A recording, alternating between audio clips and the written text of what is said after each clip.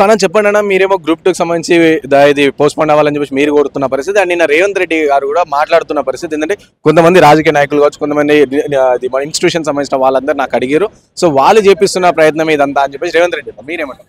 ఇదే ఉద్యమము మేము గత ప్రభుత్వం మీద చేసినప్పుడు ఇదే కాంగ్రెస్ పార్టీ వాళ్ళు దగ్గరుండి ముందు నడిపించారు. ఇదే ఇన్స్టిట్యూట్ డైరెక్టర్ దగ్గరుండి నడిపించిండు. ఈ రోజు మేము ఆ రోజు మా న్యాయమైన డిమాండ్ అని చెప్పారు. ఈ రోజు చేస్తున్న ఉద్యమం కృత్రిమ ఉద్యమం అని చెప్తున్నారు. నిన్న ముట్టడి కార్యక్రమానికి 30,000 మంది స్వచ్ఛందంగా తరలిస్తే ఇది కృత్రిమ ఉద్యమము, ఇది ప్రభుత్వం మీద మచ్చబడొద్దు, 6 నెలలు అయింది కదా, 6 నెలల్లో ఇంత మచ్చబడడానికి కారణం అవుతుంది అనేసి ఒక ఉద్దేశంతో ఈ ఉద్యమాన్ని పక్కదో పట్టించడం కోసం కేవలం ఇది ఒక పార్టీ చేస్తుంది, ఒక వెనక నుంచి ఏదో ఒక ఇన్స్టిట్యూట్ డైరెక్టర్లు చేస్తున్నా అంటుండ్రు. అదే ఇన్స్టిట్యూట్ డైరెక్టర్ కి మీ ప్రభుత్వం అదే ఇన్స్టిట్యూట్ డైరెక్టర్ కి కార్పొరేషన్ చైర్మన్ పదవి ఇచ్చిర్రు. అదే institute director Somajiguda press club లో మీటింగ్ పెడితే మీరు అటెండ్ అయ్యారు. అదే ఇన్స్టిట్యూట్ డైరెక్టర్ తోటి దిల్సుఖ్ నగర్ లో కాంగ్రెస్ పార్టీ వచ్చిన తర్వాత విజయోత్సవ ర్యాలీ చేసిర్రు. మీరు ఇన్స్టిట్యూట్ డైరెక్టర్లతోటి ఇన్స్టిట్యూట్ డైరెక్టర్ చేపిస్తానన్నా, మరి వీళ్ళు చేపించింది కాదు కదా. ఇది నిరుద్యోగులు వచ్చిన సమస్య, నిరుద్యోగులు స్వచ్ఛందంగా వచ్చిర్రు. ఈ రోజు మీరు చెప్పిన కౌంటర్కే సీఎం గారికి మీరు ఇది డైరెక్టర్లు చేపిస్తారన్నారు కాబట్టి కాదు, మేము స్వచ్ఛందంగా వస్తామనేసి మా డబ్బులతోటి మేము సోమాజిగూడ ప్రెస్ క్లబ్ లో బుక్ చేసుకున్నాము, మా డబ్బులతో వచ్చినాం, స్వచ్ఛందంగా వచ్చినాము. ఇప్పటికైనా మీరు పక్కనోళ్ళు చెప్పిన దాని గురించి కాకుండా మరి ఇంటెలిజెన్స్ రిపోర్ట్ తెప్పించుకోండి. ఇది స్వచ్ఛమైందా, ఇది మేము నిజంగా నిజాయితీగా చేస్తున్నారా, మా వెనక డైరెక్టర్లు ఉన్నారా, మా వెనక పార్టీలు ఉన్నారా, మా వెనక ఇంకేదన్నా ఉన్నది, మీరు రిపోర్ట్ తెప్పించుకోండి, ఇంటెలిజెన్స్ రిపోర్టు. వాళ్ళు చెప్తారు కదా మీరు నిరుద్యోగులు చేస్తున్నారా, లేకపోతే ఒక పార్టీ చేస్తుందా, ఒక డైరెక్టర్ చేస్తున్నాడా అనేది. అదేం తెలియకుండా ఒక పార్టీ మీద నెపం పెట్టేసి ఇంతమంది విద్యార్థులు నైట్ కూడా అక్కడ పోలీస్ స్టేషన్ లో అమ్మాయిలు అబ్బాయిలు నైట్ కూడా అక్కడ ఉంటున్నారు, ఆర్ట్స్ కాలేజ్ లో కూడా ఉన్నారు. అంతమంది ఒక వ్యక్తి చేపిస్తేనో ఒక పార్టీ చేపిస్తేనో వెనకుండి అంతమంది స్వచ్ఛందంగా బయటకు వస్తారా? ఇది సీఎం గారు ఆలోచించాలి. ఇప్పటికైనా సీఎం గారు రెండు గ్రూప్ 2 గ్రూప్ 3 పోస్టులు పెంచాలి. మా న్యాయమైన డిమాండ్లు ఉన్నాయి. గ్రూప్ 1లో అనిష్ట 100 ఇవ్వాలి. ఇవన్నీ న్యాయమైన డిమాండ్లు మీరు తీసుకోండి. మమ్మల్ని చర్చలకు పిలవండి, 10 నిమిషాలు చర్చలకు పిలవండి. మీకు వస్తున్న ఇన్ఫర్మేషన్ మాకు ఏదైతే మధ్యలో ఉన్నోళ్ళో మీకు ఇన్ఫర్మేషన్ ఇవ్వట్లేరు, ఇక్కడ ఏ ఉద్యమం జరగట్లేదని చెప్పే ప్రయత్నం చేస్తున్నారు. మీరు ఇంటెలిజెన్స్ రిపోర్ట్ అనేది తెప్పించుకోండి, లేదా మమ్మల్ని ఒక 10 నిమిషాలు చర్చలకు పిలవండి. మా సమస్యలు అక్కడ మేము వివరిస్తాం. కనీసం ప్రజాపాలన అంటే కనీసం వినండి, అది ఎంతవరకు అవుతాయి, ఎన్ని పాసిబిలిటీ అవుతాయి, ఎన్ని పాసిబిలిటీ కావాలి పక్క పెట్టండి. మమ్మల్ని పిలిచి మా చర్చలకు పిలవండి, మా సమస్యలు వినండి, విన్న తర్వాత మీరు నిర్ణయం తీసుకోండి. సో ఇంకోటి మొన్న రీసెంట్ గా అంటే ఫస్ట్ ముట్టడి చేసిన తర్వాత ఫస్ట్ డే ఏదైతే నిరుద్యోగులు 30,000 మంది కలిసి ముట్టడి చేసే ప్రయత్నం చేశారు, దాని తర్వాత కూడా సో మానవతా రాయ్ కావచ్చు, లేకపోతే వీళ్ళు బల్మూర్ వెంకట వీళ్ళతో కలిసి మేము మీటింగ్ కూడా పెట్టినాం. సో దాంట్లో సుదీర్ఘంగా 40 నిమిషాలు కూడా మీటింగ్ పెట్టినాం అని చెప్పి రేవంత్ రెడ్డి చెప్పిన పరిస్థితి.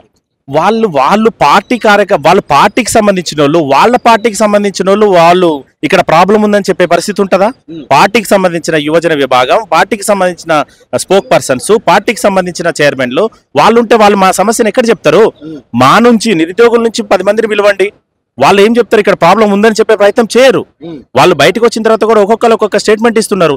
నిన్న సీఎం గారు పెట్టిన సభ మేము కాదు అని పెట్టాడు. అదే సమయంలో బల్మూరు వెంకట గారు పెట్టాము, నా మీద నమ్మకం పెట్టండి, పోస్ట్ పోన్ అవుతుందని చెప్పారు. అదే సమయంలో కోదండరామ్ గారు పెట్టి మేము చైర్మన్ కి చెప్పినాము, హోల్డ్ లో ఉందని చెప్పారు. అంటే ఎవరి మాట నమ్మాలి? మీరు అఫీషియల్ గా చెప్పండి, ఒక అఫీషియల్ పర్సన్స్ తో చెప్పండి, ఒక మినిస్టర్ తో చెప్పండి, లేదా మీరు ఒక వెబ్ నోట్ ఇవ్వండి. అప్పుడు మాకు మీరు చేస్తారా చేయరా అంటే మా కార్యాచరణ ఎట్లుంటది, లేదు ఇది కాదు అనేది ఉంటది. ఒక్కొక్క పర్సన్ మాట్లాడతారు. ఒక స్పోక్ పర్సన్ అంటాడు అవుతుంది అంటాడు, ఇంకో స్పోక్ పర్సన్ అంటాడు కాదంటాడు, ఇంకో ఎమ్మెల్సీ అంటాడు లేదు నేను ట్రై చేస్తున్నా అంటాడు. అసలు ఇంత గందరగోళం ఏంది కాంగ్రెస్ పార్టీలో? మేము ఒక పార్టీ మమ్మల్ని చిన్న చూపు చూసింది, ఒక పార్టీ మనల్ని కన్సల్ట్ చేయలేదనే మేము ఊరూరా తిరిగి మిమ్మల్ని గెలిపించుకుంటే అసలు మీ దగ్గరికి యాక్సెసే లేదు. ప్రజాప్రభుత్వంలో యాక్సెస్ ఉండదా? కనీసం మా సమస్యలు వినే యాక్సెస్ ఉండదా? కేవలం ఒక ఇన్స్టిట్యూట్ పేరు పెట్టేసి ఇన్స్టిట్యూట్ మీద డైరెక్టర్ తోసేస్తున్నారు. మాదే ఇన్స్టిట్యూట్ ఇప్పుడు ఇన్స్టిట్యూట్ ఉంది, అదే ఇన్స్టిట్యూట్ అతనికి మీరు చైర్మన్ ఇచ్చిర్రు, అదే ఇన్స్టిట్యూట్ అతనే పిలిచిర్రు. మీరు చర్చలకు పిలిచినప్పుడు ఆ ఇన్స్టిట్యూట్ డైరెక్టర్ కూడా ఉన్నాడు. మరి ఇన్స్టిట్యూట్ డైరెక్టర్లు చేసినప్పుడు ఆ ఇన్స్టిట్యూట్ డైరెక్టర్ అఫీషియల్ గా మీరు మీ చర్చల్లో ఎట్లా పాల్గొంటారు? అది మీకు తెలియదా? ఖచ్చితంగా నిరుద్యోగుల్ని పిలవండి, ఇన్స్టిట్యూట్ డైరెక్టర్లు పిలవకండి. సరే మీరు అనుకున్నది నిజమైతే వాళ్ళని ఎందుకు పిలిచిర్రు? నిరుద్యోగులు పిలవండి, మా సమస్యలు వినండి, మీకు ఎన్ని పాసిబిలిటీ అయితే అని చేయండి. పాసిబిలిటీ కానీ లేదు మాకు ఇవి చెప్పండి, అఫీషియల్ గా చెప్పండి. వీళ్ళందరూ స్పోక్ పర్సన్స్ ఎవరు చెప్పడానికి ఒక రాజ్యాంగబద్ధ సంస్థ అది, ఒక బోర్డు అది. ఆ బోర్డు నుంచి ఇప్పించే ఏర్పాటు చేయాలి కానీ ఒక స్పోక్ పర్సన్ చెప్తాడు, ఒక ఎమ్మెల్యే చెప్తాడు, ఒక మాజీ ఎమ్మెల్యే చెప్తాడు, ఒక ఎమ్మెల్సీ చెప్తాడు, ఇంకెవరో చెప్తారు. వీళ్ళెవరో అఫీషియల్ గా చెప్పడానికి? బోర్డుకు సంబంధించి కాన్స్టిట్యూషన్ సంబంధించిన దానికి ఒక మినిస్టర్ చెప్పమనండి. He is the authority. ఒక మీరు వెబ్ నోట్ ఇవ్వండి ఒక సంస్థ నుంచి, అదే అథారిటీ. కానీ వీళ్ళ మధ్యలో ఎవరు దూరి చెప్పడానికి ప్రజల్ని మొత్తం ఇబ్బందులకు గురి చేస్తున్నారు. స్టూడెంట్స్ మొత్తం కన్ఫ్యూజ్ అవుతున్నారు దీనివల్ల. ఇంకోటి ఈ నిరుద్యోగుల పక్షాన చూసుకుంటే చాలా మంది నిరుద్యోగుల దాంట్లో కూడా సో కొంతమంది కోవట్లు ఉన్నారు, ఇటు బీఆర్ఎస్ పార్టీ కొమ్ము కాస్తున్న వాళ్ళు కొంతమంది ఉన్నారు అని చెప్పేసి కామెంట్స్ వస్తున్నాయి. దానిపైన ట్రోలింగ్స్ కూడా వస్తున్నాయి. సో దీనికి మీరేమంటారు? కోవట్లు ఎవరు లేరు. కోవట్లు బీఆర్ఎస్ దగ్గరికి పోయినప్పుడు వీళ్ళు కోవట్లు అనేసి ట్రోలింగ్ చేస్తారు. దాంట్లో నేను కూడా ఉన్నా.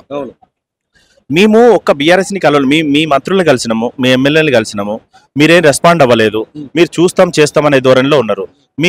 మా శక్తి సరిపోట్లే మీతో కొట్లాడడానికి. మేము ఇంకో ప్రధాన పార్టీ ఎవరైతే ఉన్నారో వాళ్ళ దగ్గరికి వెళ్ళేసి మా సమస్యని మీరు అసెంబ్లీలో అది చేయండి, మీరు ఇష్యూ అడ్రస్ చేయండి అని చెప్పినాము. దాంట్లో తప్పేట్లయితే దాంతోపాటు మేము బీజేపీ దగ్గరికి వెళ్ళినాము, లెఫ్ట్ పార్టీల దగ్గరికి వెళ్ళాము, అందరి పార్టీల దగ్గరికి వెళ్ళాము. అందరికి మా మద్దతు ఇవ్వండి, మాకు మద్దతు ఇవ్వండి, మా వాయిస్ వినిపించండి, అసెంబ్లీ స్టేషన్ స్టార్ట్ అయితే వినిపించండి అని చెప్పినాము. దాంట్లో తప్పెట్లవుతుంది? కేవలం ఈ ఉద్యమము ఈ ప్రభుత్వం మీద మచ్చ తెస్తుందని ఒకటే ఒక ఉద్దేశంతో ఈ ఉద్యమాన్ని పక్కదో పట్టించడం కోసం వీళ్ళు వాళ్ళ మనుషులు, వీళ్ళు పెయిడ్ ఆర్టిస్టులు అని చెప్తున్నారే. మరి అదే మీరు ఎలక్షన్స్ ముందు వచ్చేసి మమ్మల్ని బస్ యాత్ర చేయమన్నారు, మీరు మాకు డబ్బులు ఇచ్చారా? అప్పుడు మేము పెయిడ్ ఆర్టిస్టులమా? మా సమస్య ఉంది, మేము తిరిగినాం కాంగ్రెస్ పార్టీ తరఫున. ఇప్పుడు మా సమస్య ఉంది, మేము అక్కడికి వెళ్ళినాము. దాంట్లో పెయిడ్ ఆర్టిస్టులు ఎట్లా అవుతుంది? ఈ రోజు మేము పెయిడ్ ఆర్టిస్ట్ అంటే మరి ఆ రోజు మీరు డబ్బులు ఇచ్చారా? ఆ రోజు పెయిడ్ ఆర్టిస్టులా? మా సమస్య ఉన్నప్పుడే కదా బయటకు వచ్చినాము. అట్లా పెయిడ్ ఆర్టిస్ట్ కాదు, ఇది కేవలము ఉద్యమము ఏమి లేదని తప్పుచో పట్టించడం కోసం కేవలం మధ్యగా ఉన్న వాళ్ళు మాత్రమే. ఇంకా ఇది సీఎం దృష్టికి పోయిందో లేదో అని నేను అనుకోవట్లేదు. నిన్న మాటలు వింటే నిజంగా సీఎం దృష్టికి ఈ సమస్య వెళ్ళలేదు. ఈ సమస్యని మధ్యలోనే వీళ్ళు ఈ సమస్య లేదని సృష్టించే ప్రయత్నం చేస్తున్నారు. ఎవరైతే వాళ్ళకి మాకు అనుసంధానంగా ఉన్నారో వాళ్ళు మాత్రమే ఇది సమస్య సీఎం దృష్టికి తీసుకుపోవట్లేదు. సో ఎలా ఉండబోతుంది మీ ఫ్యూచర్ కార్యాచరణ? అంటే ఒకవేళ ఇంకా కనుక మీరు ఇంతగానో ఉద్యమం చేస్తున్న టైంలో కూడా ఒకవేళ స్పందించకపోతే ఎలా ఉండబోతుంది మీ ఫ్యూచర్ కార్యాచరణ? ఖచ్చితంగా ఈ ఉద్యమానికి వెనక కారణం ఏంటంటే మీరు చెప్పిన హామీలే మేము ప్రూఫ్స్తో చూపెడుతున్నాము. గ్రూప్ 2, గ్రూప్ 3 పోస్టులు పెంచాలి, 1:100 రేషియో ఇవ్వాలి, ఇలాంటి అన్ని మీరు చెప్పిన హామీలు. ఖచ్చితంగా ఇప్పటికైనా రేవంత్ రెడ్డి గారు రిపోర్ట్ తెప్పించుకోండి. మీరు కన్సర్న్ ఒక పెద్ద మనుషులు పిలవండి, లేదా మమ్మల్ని పిలవండి. 10 నిమిషాలు పిలిచి మాతో మాట్లాడండి, సమస్య పరిష్కారం అవుతుంది. ఇది ఇంతే కనుక కొనసాగితే ఖచ్చితంగా తదుపరి మేము ఖచ్చితంగా ఈ న్యాయపరమైన డిమాండ్లు నెరవేర్చడం కోసం ఖచ్చితంగా 2 రోజుల్లో మా కార్యాచరణ ప్రకటిస్తాము. నాకు తెలిసి ఈ 2 రోజుల్లో ఏదైనా నిర్ణయం తీసుకుంటారని మేము అనుకుంటున్నాము. ఖచ్చితంగా దీన్ని ఆపం. మేము మళ్ళీ అన్ని ప్రజా సంఘాల దగ్గరికి వెళ్తాము, మళ్ళీ అన్ని ప్రధాన పార్టీల దగ్గరికి వెళ్తాము, మాకు మద్దతు ఇవ్వమని అడుగుతాము. మా కార్యాచరణ ఖచ్చితంగా ఉధృతం చేస్తాము.